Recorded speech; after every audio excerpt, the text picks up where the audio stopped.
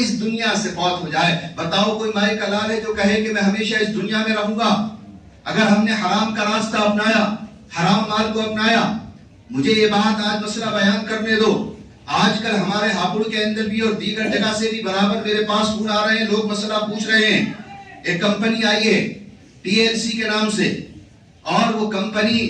لوگوں کا پیسہ لگواتی ہے اور ماہانہ قسط ادا کرتی ہے، اور اگر کوئی اس سے جوڑتا ہے تو اس کو بھی پیسہ ملتا ہے، اور جو جوڑتا چلا جائے گا، ایک لائن ہے، پوری چین ہے، وہ اس کو پیسہ دیتی رہتی ہے۔ یاد رکھیے گا، TLC کمپنی میں لگنا، اس کے ساتھ کاروبار کرنا حرام ہے، حرام ہے، حرام۔ دارالعلوم دیوبند کا فتویٰ ہے،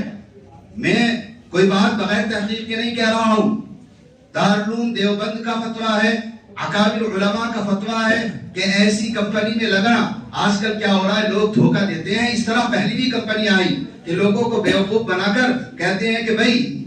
آپ اتنے لاکھ روپے ہمیں دے دیجئے، آپ کو ماہانہ اتنے ہزار روپے آتے رہیں گے، اور ہر جب تک وہ کمپنی چلتی رہے گی آپ کو آتے رہیں گے، اور ساتھ ہی ساتھ اگر آپ کسی کو جوائن کرو گے، جوڑو گے تو آپ کو پیسہ ملے گا، اگر وہ کسی اور کو جوڑے گا تو آپ کو پیسہ ملے گا، اور اگر وہ تیسرا بھی کوئی کسی کو جوڑے گا، ہزاروں بھی ہو جائے تو پہلے والے کو پیسہ ملتا رہے گا۔ آپ اندازہ لگائیے کہ کیا کسی کے پاس حرام کا پیسہ ہے کہ اتنا پیسہ دیتا چلا جائے گا؟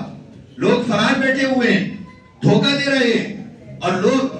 اپنے طور پر پیسہ کمانے کے لیے اس میں کچھ لگ جاتے ہیں، نہ حلال دیکھتے ہیں نہ حرام دیکھتے ہیں۔ اور میرے پاس ایک شکایت آئی ہے، میں بالکل وضاحت اور صراحت سے یہ بات واضح کر دوں۔ ایک صاحب مجھ سے آ کر براہ راست مسئلہ پوچھ رہے تھے، جب میں نے حرام بتایا تو انہوں نے کہا کہ بھائی لوگ کہہ رہے ہیں کہ عالموں کے بیٹے لگے ہوئے ہیں، مولاناؤں کے بیٹے لگے ہوئے ہیں، کان کھول کر سن لیا جائے، حلال حلال ہے، حرام حرام ہے۔ کوئی کتنا بڑا عالم بھی کیوں نہ ہو، اگر ناجائز اور حرام کام کرتا ہے، قرآن اور حدیث کے خلاف کام کرتا ہے، تو وہ حرام ہی رہے گا، جائز نہیں ہو سکتا۔ جائز وہ ہے جو اللہ کا قرآن کہتا ہے، جائز وہ ہے جو اللہ کے نبی فرما کر گئے ہیں، جائز وہ ہے جو حضور پاک صلی اللہ علیہ وسلم کے صحابہ نے حضور سے سیکھ کر کیا ہے۔ اور اگر کوئی آدمی اپنی منمانی کرتے ہوئے دنیا کی محبت کے اندر حرام کھاتا ہے، اور وہ الٹے سیدھے فتوے لا کر لوگوں کو دکھاتا ہے، بہکانے کی کوشش کرتا ہے، یاد رکھیے گا کل قیامت کے دن خود بھی گناہگار ہوگا، اس کی بھی حرام کمائی ہے۔ اور اگر وہ لوگوں کو حرام کے اندر مبتلا کرتا ہے،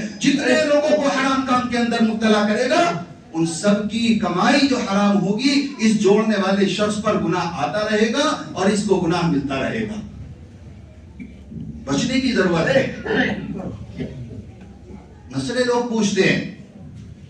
اور جس کے پاس ایمان ہوتا ہے وہ علماء سے مسئلے پوچھتا ہے اور پوچھ کر عمل کی کوشش کرتا ہے۔ ایسے بھی اللہ کے بندے ہیں، جب انہیں دین کی بات بتائی جاتی ہے، ایمان کا راستہ دکھایا جاتا ہے تو بحث نہیں کرتے، الٹی سیدھی باتیں لوگوں کو بتا کر گمراہ نہیں کرتے۔ اور جس کے دل کے اندر اللہ کے قرآن کے مطابق انہو لحب الخیر لشدید، جس کے دل کے اندر مال کی محبت ہوتی ہے، نہ وہ قرآن کی بات مانتا ہے، نہ حدیث کی بات مانتا ہے، نہ صحابہ کی بات مانتا ہے، نہ علماء کی بات مانتا ہے، اور وہ ادھر ادھر کی لا کر لوگوں کو بیوقوف بنا کر اپنی کوٹھیاں بنانا، اپنے گھروں کو چمکانا اور لوگوں کو بیوقوف بنانے کا کام کرتا ہے۔ لیکن یاد رکھیے گا، کسی کے بیوقوف بنانے سے حلال چیز حرام نہیں ہو سکتی اور حرام چیز حلال نہیں ہو سکتی۔ اللہ کے نبی صلی اللہ علیہ وسلم نے ارشاد فرمایا، الحلال بین والحرام بین، حلال بھی واضح ہے،